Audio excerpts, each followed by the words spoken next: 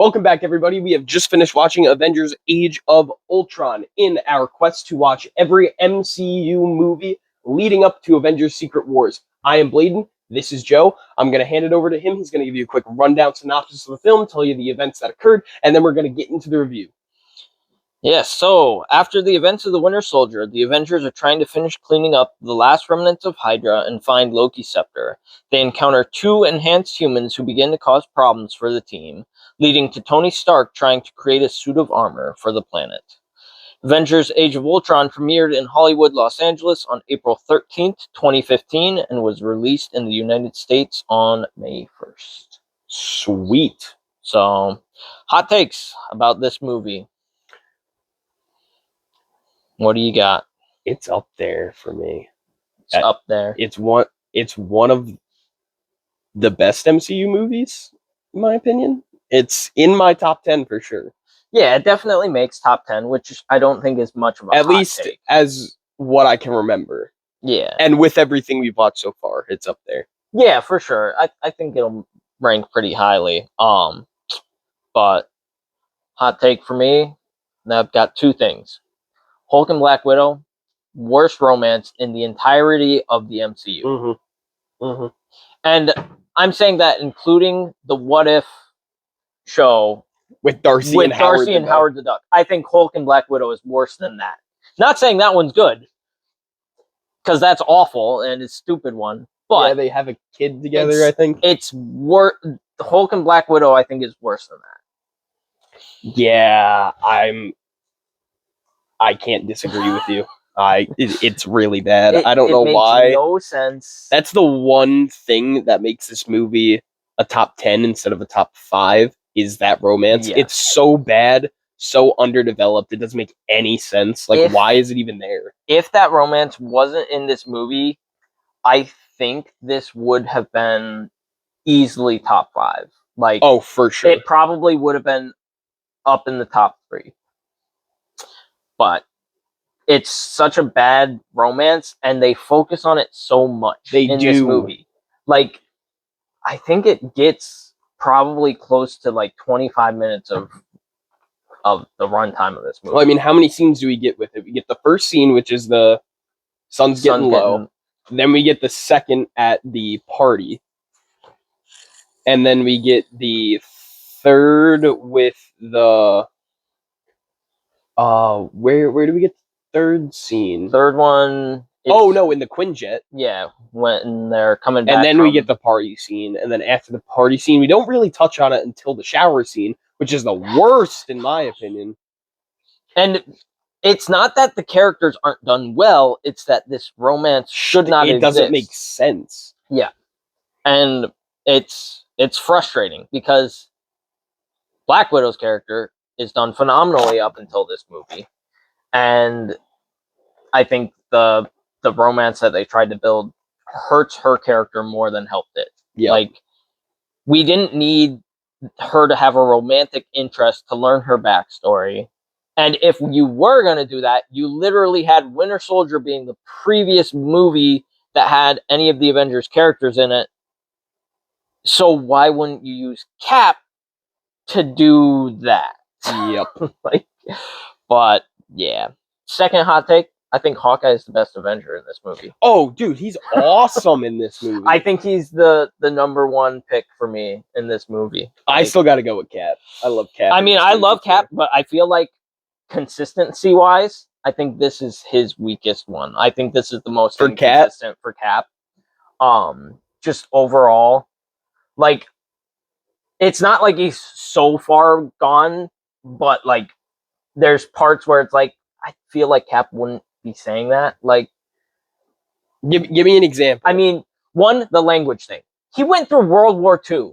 He's not gonna care that Tony said a bad word. Like, are you kidding me? But that was the stupidest thing. I know it's done completely for a joke. No, and even he's like, yeah, it just slipped out. Yeah, like he wouldn't even have acknowledged it if it was him. And we know that like Cap does curse. He does it in this movie. But it's more like just a thing. That's happened to me before where someone will curse in front of me and they'll just be like language, even though I curse and I am around people who curse all the time. It's just like... But even still, like, it was just such an out of place thing for him because one, he went through World War II. These people have cursed in previous Avengers movies, and suddenly now they're going to make a joke out of it, and it felt but even out then, of he place. does go, it just slipped out. And it's a reoccurring joke in the movie, and I think it's one of the funniest jokes. I don't think it's a bad joke, but I think it harms Cap's character. And I think it's inconsistent with who he's been in the previous ones. Like, that's my problem with it. Because again, no, I think it's a funny joke, but it's not good for Cap's character. Yeah. Like, if they were to have, like, Quicksilver say it and be like, oh, yeah, he's a young kid, so he's thinking differently than these people who have been in battle before. Like, I guess, yeah. It doesn't make much sense for his character to have it. But, yeah. But, yeah, so, good movie. Yes or no? Yeah. Yeah. Good movie. Great movie. I want to say great movie, and then every time I see this cover, all I can see is those two, and I'm like, and that's not great. You just see Hulk and Black Widow, and it brings the movie down a lot for me. Want to know something crazy? Is that Nick Fury is on it's on the cover, in the Scarlet Witch, Quicksilver, nor Vision are on there. Vision, they should have kept hidden completely, I think. I agree with that. Nick Fury, I don't know why they ever used him in any of the promotional stuff. Like, he's barely in the movie. Yeah, they should have put Quicksilver in. I think it would have been better if you even put Maria Hill in there over Nick Fury. Yeah, no, I agree with that. But, yeah, so, things that you could change, or if you could change anything about this movie. Get rid of the Black Widow completely romance, remove, and that's about it. I mean, there's some slight things I would change. I would have made Ultron a little... I love the take they have on him in this movie where he's like sarcastic and stuff, but I would have much preferred if they had gone like the Earth's Mightiest Heroes route or even the comic book route where he's sort of this unfeeling machine. Yeah. But I understand the story they were going for and trying to tell, and I think it works. One, I would have changed the name of this movie completely. Age of Ultron? Yeah. One, it doesn't follow the Age of Ultron story. Two, it takes less than a week for them to finish this whole storyline. It would have been way better if it was just Avengers Ultron. Yeah, Avengers versus Ultron or something like that. Like, but to say Age of Ultron, like, especially knowing the comics of Age of Ultron, like, you start to make those connections, and then there's no connection to that comic line at all. Like, there's connection to some of the comic lines, but not the Age of Ultron comic line. Yeah. Like, it was very frustrating, and or it could have. I don't think it could have been named Avengers Extinction. I mean, yeah, it could have been that, and it would have helped at least somewhat alleviate some of the fears of like, oh, if they do Age of Ultron like this early. Yeah, like, because Extinction comes up a lot in the movie itself. It would have made sense for the title. And see, we'll get to it timeline wise, but imagine if this was a storyline after Infinity War. Like, you have a reduced Avengers, and between Infinity War and Endgame, you have Age of Ultron. I feel like you need this movie to happen now to set up like Civil War and Black Panther and all that stuff. But at the same time, like, storyline wise, if you're gonna do an Age of Ultron story, you could totally do it there. And it would have been really cool to do it there. But again, yeah, you have the limitations of aging actors and everything like that, and the storyline that you need to happen following. And I mean, this isn't even the final movie of Phase 2, so... No, that's Ant-Man. We still have Ant-Man left, and that one has to come out. But yeah, remove the Black Widow and Hulk romance completely, or change it so it's like Natasha seems to be flirty to Bruce, and Bruce thinks she's like hitting on him, but she's actually not, something like that. Or even make it that Hulk is attracted to Black Widow, but Bruce isn't, so she's getting mixed signals. Like, there's a lot that you could have done. And I don't even like either of those options, but if you're gonna have a Hulk Black Widow romance, either of those would be better than what they did in this movie. Yeah. And it's the downfall of this movie. It really is. Which sucks, because you get Wanda, who's one of the best female characters. You get some of the best MCU. action in the MCU. You get some of the greatest action. You have Ultron, which is probably second best villain in the MCU. I'd say Ultron's first. You think he's better in than Phase Thanos? 2? Oh, in Phase 2, yeah, he's definitely the best in Phase 2. Yeah, you were saying. Well, no. I was saying the best solo one. Oh, was, yeah. Pierce, but Alexander Pierce. Yeah, Ultron is definitely the best villain of Phase 2. Yeah, for sure. Yeah, and I mean, Guardians, we had the great line delivery from Josh Brolin's Thanos, but yeah, he didn't have enough screen time to overtake Ultron. But yeah, there's not much that I would change, but yeah, those big things, those are big things that affect a lot of the movie. Yep. So, timeline wise, I kind of already said my piece on that. I think it's in a perfect placement. It's right after Avengers. I mean, it's right after Captain America: Winter Soldier. So everyone is skeptical about like the Avengers and Shield and everything like that. So it would be understandable why a lot of people would have negative feelings about them. It's after we get to Guardians of the Galaxy, so we've had a break from the Earth characters. We've been able to see some other stuff going on in the galaxy. Yeah. We already have a little bit of information about the Infinity Stones from Guardians, so I think it's perfectly placed. I think as an Avengers movie, yes, it should be here. But as an Age of Ultron movie, it could have been somewhere else. I would have liked, and this would change the movie. Oh, have we done what we would change yet? That's what we're on. Oh, okay. All right. So I would have had this movie come out after Ant-Man to set up Ant-Man and have Ultron be created. Yeah, and have Hank Pym to give it the comic book origin. Yeah, especially because they had already started filming Ant-Man. It maybe even finished filming Ant-Man at this point. Yeah. So to give it that little bit of push and be like, oh, well, we could. And it could have also just meant that it would end the phase with an Avengers movie and it would make more sense. Which does make more sense. And that is one thing that I do wish. Not even that Hank Pym was involved, but you had Hank Pym introduced before you had Ultron introduced. And I think you brought it up in which one? Which one did you bring it up? The first Avengers movie. I think you brought up that you wanted Hank Pym to be brought in there. Yeah, that would have been good. If they had brought him in there, and had an Ant-Man movie come out before this, I think it would have been a really good way to tell the Ultron story. Yeah, I agree. But yeah, no, timeline wise, it's fine as an Avengers movie, but again, I kind of wish that we had gotten an in between Infinity Wars and Endgame's Avengers movie. Yeah, it would have been cool to have something like that. And if you're gonna do Age of Ultron storyline, it should be a 2-part movie.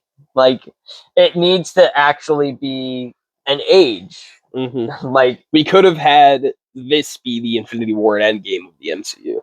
Yeah. Just imagine. That would have been crazy. That actually really could have worked because you've read the Age of Ultron comic storyline, so you know the X-Men are involved and the Fantastic Four. Yeah. Imagine if Age of Ultron brought in the Fox X-Men, because you would have had Days of Future Past already happen. Yeah. You could have brought in a new Fantastic Four, and you could have had the whole MCU by 2018. Yeah. I mean, then again, I don't know if the rights were there. It would be very different. The deal looks like, but yeah, no. As an Avengers movie, yes, perfect spot. As Age of Ultron, it should have been pushed back. And again, I love the voice actor for Ultron. He does a fantastic job with it. But no one beats Earth's Mightiest Heroes. Yeah, the storylines of Ultron have this specific feeling to them, and for me, and it wasn't quite there. It was close, but it wasn't quite there. Yeah, but still not a bad movie in any sort of way. But yeah, so CGI. Do you think the CGI holds up? Yeah, I didn't notice a moment where the CGI looked bad. I think you said you did for just a split second. There was a moment when the Iron Legion is flying into Stark Tower, and the door goes up, and they start flying in, and then for about 3 seconds of them being shuttled in, it looks really weird and off. But other than that, there wasn't any spots. Yeah, I think this has the best CGI in the MCU so far. Honestly, yeah, I'd say it probably does. Like Vision, his movement and everything looks really good. Even like the Ultron, whole Sokovia floating in the air looked good the whole yeah, time. yeah, looks fantastic. All the every single one of those robots. Plus, CGI. this is the first MCU one that we've watched in Blu-ray. And we still didn't notice anything that was still looked good. Because I feel like if we watch some stuff like Iron Man on Blu-ray or Hulk on Blu-ray, we would be able to see some stuff like crack a little bit. It's zoomed, or well, not zoomed in, but like it's more focused. It's enhanced. Yeah, but this movie probably has the best CGI in the MCU so far. Oh yeah, 100% so far. It's got the best because I think at this point it had the biggest budget out of all of them, so it would only make sense. Yep. But do you think the characters were consistent? All except for Hulk and Black Widow. Hulk, Black Widow, and a little bit of Cap for me.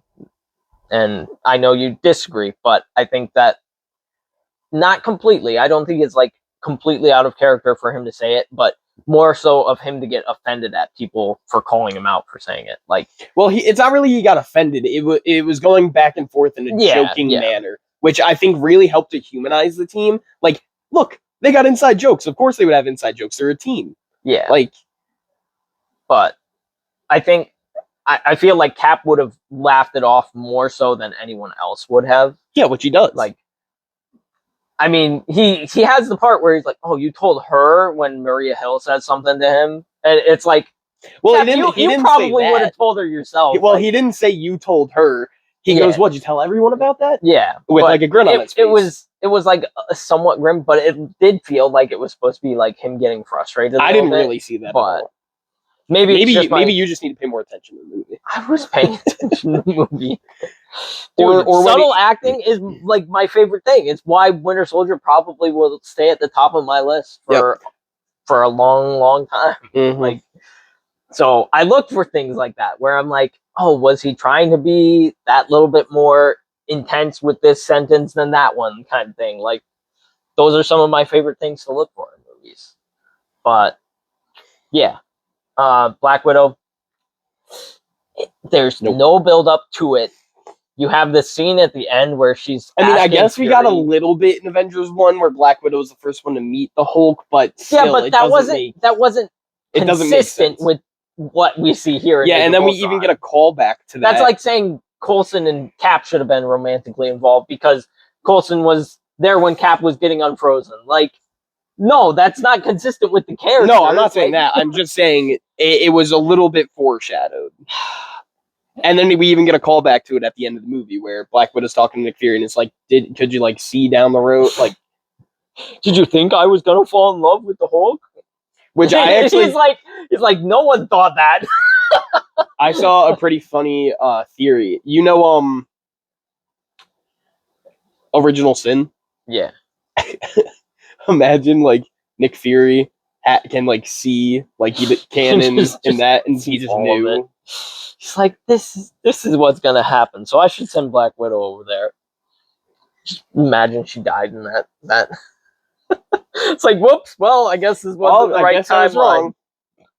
Oh man, that would have been interesting, but yeah. So and then again, Bruce Banner's hit and miss for me. Like, and this one, I think he's a very big miss.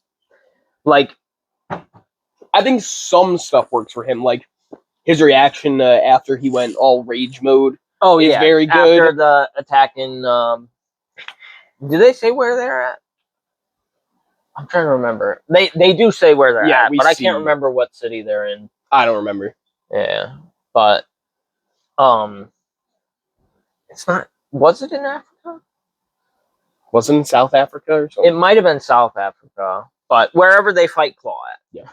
By the way, that ship should not have been standing up. Should not have been upright. There was no water around it. There was no way that thing would be standing straight up. Yeah, it doesn't make sense. It definitely didn't. But Yeah. I think that scene there is the only part where the Hulk actually feels like the Hulk in this movie, and much to its detriment. Yeah. But yeah. End credit scene. We get Thanos putting on the Infinity Gauntlet, and there was no second one in this one. Nope. And you get the lines, fine, I'll do it myself. Yep.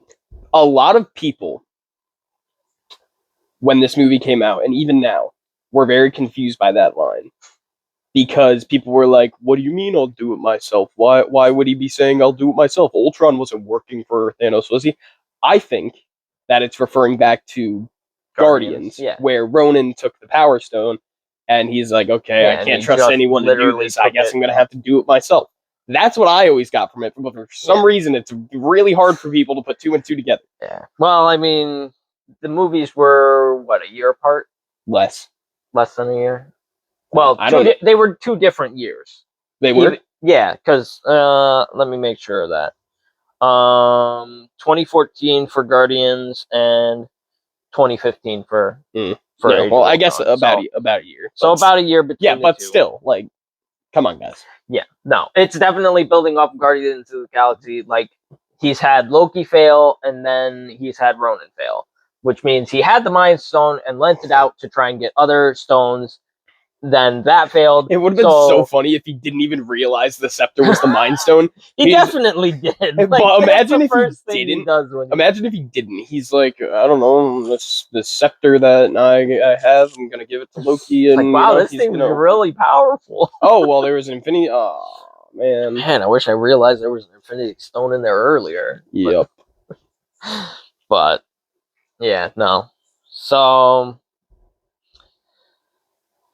ranking this movie. Yeah. A tier? See, it is A tier. But I think the Hulk and Black Widow stuff makes me put it at low A. Okay. So the only things we have in A tier right now are Avengers 1 and Iron Man 1. Do you think it's better than Iron Man or worse than Iron Man? Personally, I think the amount of times I've watched it compared to the amount of times I've watched Iron Man, Iron Man's better. All right. Like, the... I personally think this movie is great. Don't get me wrong. But those little nitpicky things that I have, calling it Age of Ultron, like, so frustrating to call it Age of Ultron and the whole storyline happens over the course of a week. Like, I think it's so less stupid. than a week. Too. Yeah, less than a week. Then you have the Hulk and Black Widow thing. Like, so frustrating. Like, don't put that in there. If it wasn't in there, this would probably be on even footing with Winter Soldier for me. All right, so it's bottom of A tier. Yeah. So it's better than Thor and worse than Iron Man. Yeah. I personally would have put it above Iron Man, but I'm willing to go below because I do agree there are some things that I would say it is worse than Iron Man 4. If it didn't have the Hulk Natasha storyline and had a better title, it would be like S tier. Even if it only just didn't have that romance between, I could have completely overlooked. You can look because there's so much other things that I can also focus on. It makes me hate it even more. Like, because I mean, obviously, you want people to be connected with the story. Yeah, and hence why they call it Age of Ultron. But there's other Ultron stories. You know what they could have done? Like, they could have gotten Helen Cho and had Cho and Banner have a relationship. Yeah. Why? Honestly, that would have made way more sense than like a scientist and a scientist. And like Banner knows about Cho's field of work. They have stuff in common. They have a lot of like similar. Or just bring back Betty Ross. Why can't we just bring Betty Ross back? You know, like his comic book love interest. The person he's destined to be with. Yeah, but that's like if they had that's like if they brought in Spider-Man and instead of him having a relationship with Mary Jane for one movie, and then all of a sudden he's off dating Miss Marvel. Yikes. Like that's what I'm talking about. Yeah, no. Like, that's how bad this relationship is, in my opinion. Yeah. How much it doesn't make sense. You know what would feel even worse? And not even like thinking movie wise, if somehow he ends up with like Maria Hill or something. Like, just imagine if that was what you did. Like, that would be so stupid, and no one would ever do that in their right minds. And that's how I feel with this. Like, you could make some argument of like maybe Captain Marvel thought he was interesting, so they went on a date. But that has happened in the which comics, has happened too. in the comics. So, which is why I bring up him going out with Maria Hill. Like, that would never happen, and no one would ever want it to happen, and no one should ever want that to happen. Like, it would be better if it was Clint and Black Widow, which obviously wouldn't happen in this universe because Clint has a family and everything. But it would have made way more sense for the story. Since it literally is following the events of the Winter Soldier, just have Steve Cap and Natasha. And Natasha! Yeah, I don't know. Like, it's so frustrating because literally they're building that relationship up, and then the next movie is, oh no, she's interested in Banner. And it's like, wait, what? Like, no. Yeah. No. But, man, it's very frustrating, and it makes me so mad at this movie. And the fact that they call back to it later in the MCU too, and like, yeah, Endgame gets a line. Ragnarok mentions it. So mad. It makes me mad. But I mean, I understand in Endgame for it to come up, but Ragnarok, which is already such an awful. It is really bad. Not yet. It's coming though. It's coming sooner and sooner. But yeah, so fantastic opening to the movie though. Absolutely. The one shot fight scene it's so good. Through the woods, taking down Hydra, and then you have Wanda and Pietro showing up. Like, man, it's a solid opening to the movie, and the not best Avengers action, but it's definitely high up there. It's close, yeah. Yeah. But yeah, I guess there's like one or two little nitpicky things that I have.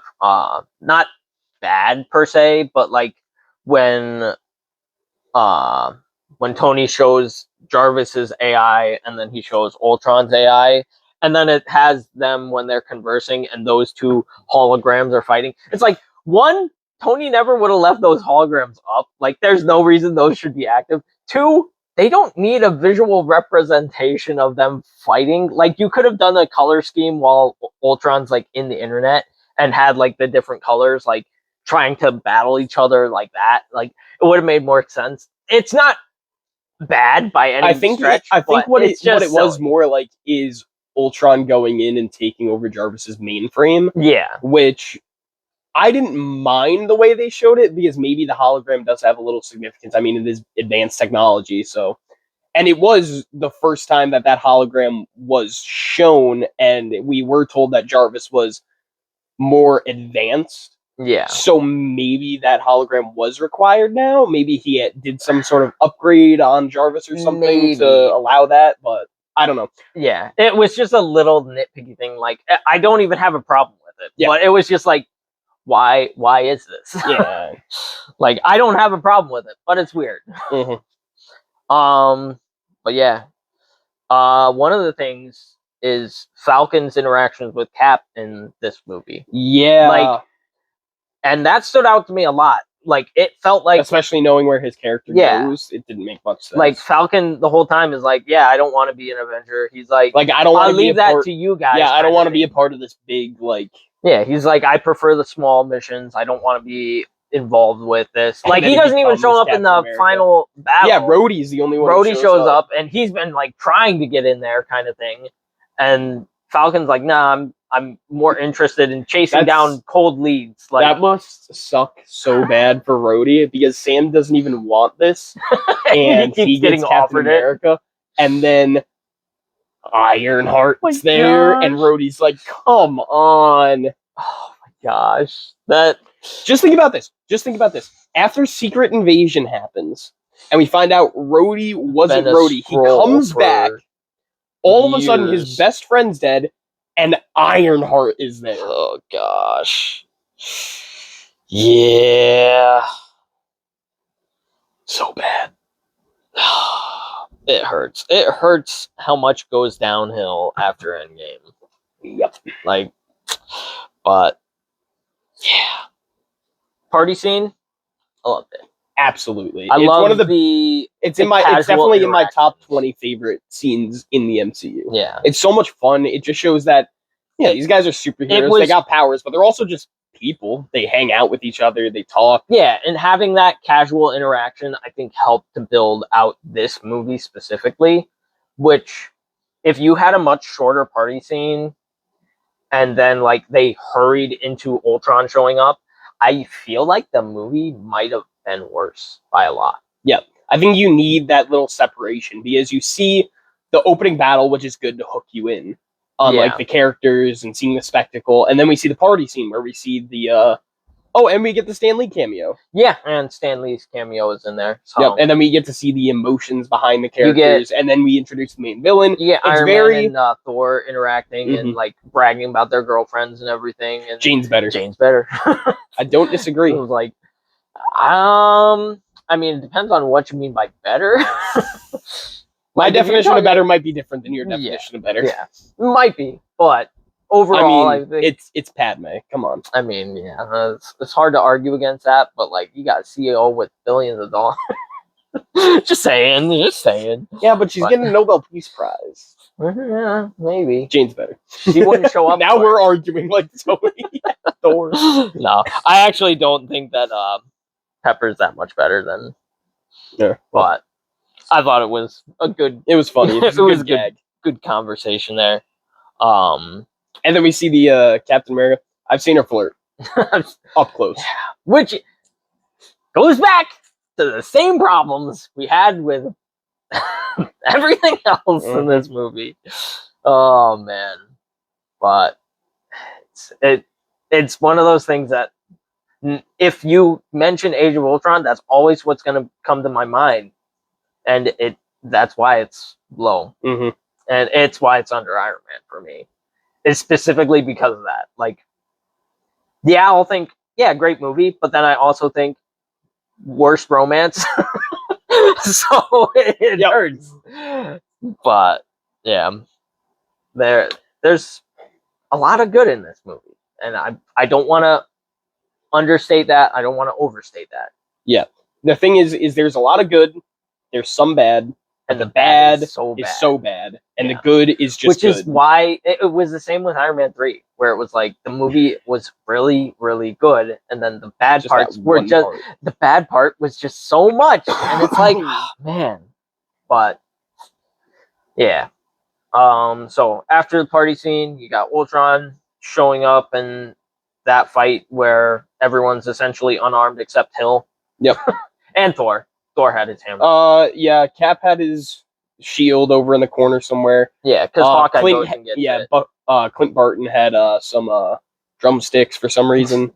No, he was shown to be using them during the party. He was? Yeah. I didn't see that. No, he's shown using the drumsticks like on the table during the party. Like, I thought you meant he had like a drum set. Oh no, he didn't have a drum set. He just had the sticks earlier in the party. Yep. We get a lot of interactions between the Avengers where it's just them hanging out. Like we obviously get the party scene, and then even after that we see them in Clint's house. Yeah. Where like you got Tony playing the darts, and then Clint throws all of them. He's like, it's like, and then we see obviously the inside joke coming back of the language, and we see Nick Fury as like the sort of cool uncle in the whole whole thing.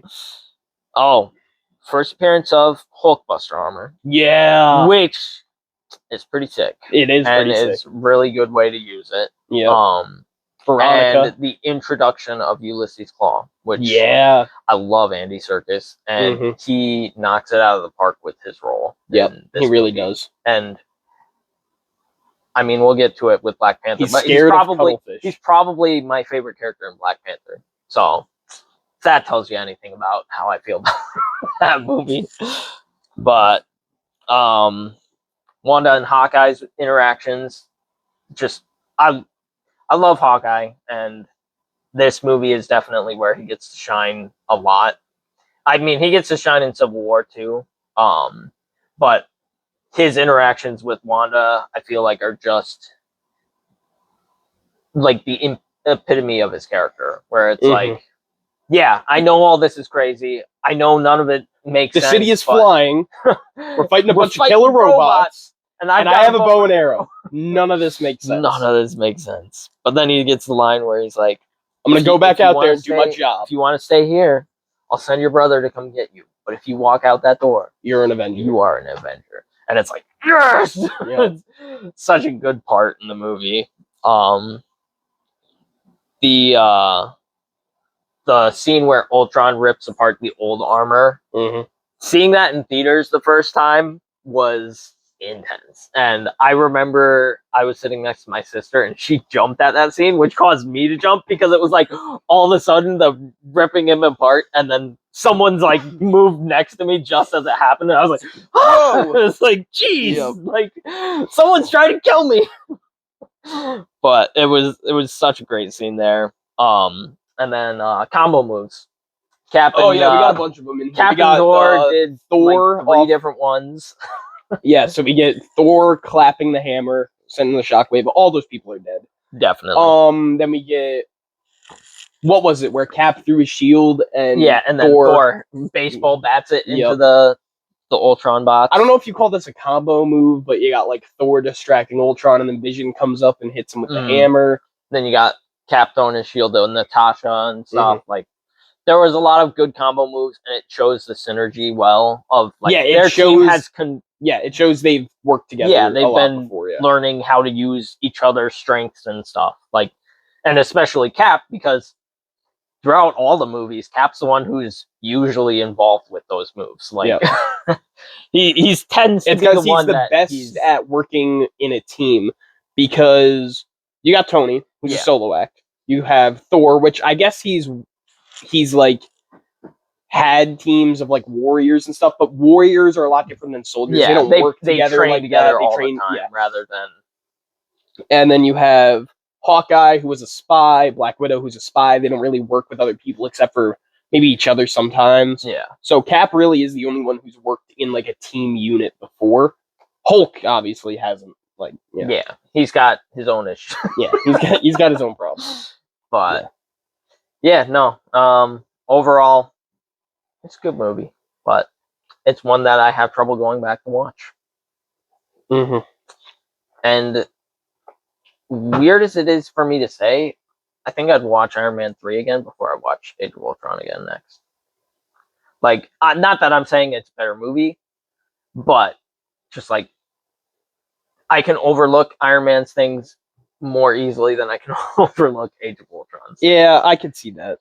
Like, it's just... What did you think about the suits in this movie? Because I like some of the Iron suits Man are my favorites, and then some of the suits I don't like. I like the Iron Man suit. I hated Natasha's suit because why was it red at some there was points, like and then some blue points at she's some got points? the wires and they're red, and sometimes the wires are blue, and it was like, I was like, well, maybe it's like a stealth thing, and then it was like she's in the sunlight and it's still blue, and then she's in the darkness and it was blue, and I was like, so there is no difference between the settings. Sometimes. It's just sometimes she does it, or maybe it's like a warning system, like she's shocked too many people and it's recharging. But if that's going to be the case, maybe it's just it's just like when the gauntlets are activated, it's blue, or I don't know. First time we get Hulk with purple pants. That's true. It is the first time we get purple pants Hulk. This is probably my personal, at least so far, my favorite Captain America and Thor costume. I do like the Captain America suit, and the Thor one, I mean, it's... So far. It's not, like, the worst, but, like, I don't know. For me, Thor's suit is just kind of part of him kind of thing. Like, it's just meh. It's not one that I look at and I'm like, oh, man, that one's so cool. It's like, I notice when it's bad, but I don't really notice when it's good kind of thing. But the suit in this... Cap suit, rocks. It was really good. I mean, it doesn't beat Winter Soldier's. I think it touched. No, it's his touched up old suit. His I think it touched up beats one. it. Really? I do. I really love this suit. It's the most comic accurate. I mean, you have the white that goes into the blue. You get a little hint of red on the gauntlets. The helmet looks the best out of any. The of helmet them so is far. definitely the best. In this You one. get the star, but you don't get the.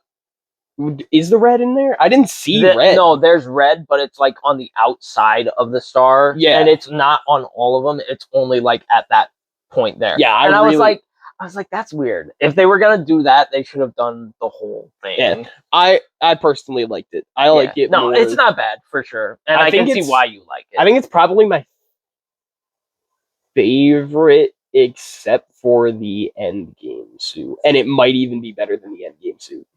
I can see that. It would be Civil War. That's my favorite, but they took away the white arms. I need Cap to have the white arms. Yeah, it looks wrong if he doesn't. I can't stand the fact that they keep taking away the white arms. The only reason I give the pass to Endgame is because you get the pattern on the chest, the sort of like chainmail type pattern. That's the only reason that one gets a pass.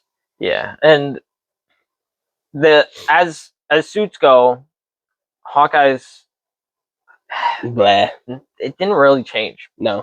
And he got the trench coat version. Yeah, he got. But then his base suit is still just the same as the first event. And Tony's suit, Tony's Iron Man suit, I really like this one. Yeah, no, I like this one too. I mean, it doesn't beat any of the suit ups from the previous ones. Do you even get a suit? You get a suit down where he puts it on sentry mode in Strucker's building. And then you get the Hulk Buster. And then the Hulk Buster.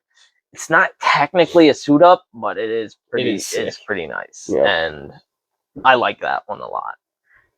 But yeah, so speculations and theories about upcoming stuff. Do we want to wait to do that for the next one? Do we want to do it at the end of the phase? I mean, I guess Avengers was the end of the phase, but I was thinking do it. I think we just do end of the phase. It would make more sense. I mean, we could do end of the phase. Yeah, that would make sense. So we'll do speculations and theories next week when we do Ant-Man. Okay, then look forward to that. Yeah. And anything else you want to add on, or nope? No, I think that's just about it for Age of Ultron. Like, I like this movie and I hate this movie. it's definitely one or the other. Yeah. You can't have both. Except I do have both. Yeah, it's weird. You're weird about it. I know I'm weird about it, but it's I feel like good stuff in this is so good, and the bad stuff in this is so bad. The general opinion on this movie is either you love it or you hate it. Yeah. Somehow you do both. And I managed to walk that line. But yeah, no, it's a good movie. What did you think about the Ultron design in this movie? The Ultron design, I like the second suit. I like the first one a lot. Well, I'm considering the broken one. Oh, yeah, okay. In the party scene as the first one. So his first Ultron design rather than the Iron Legion.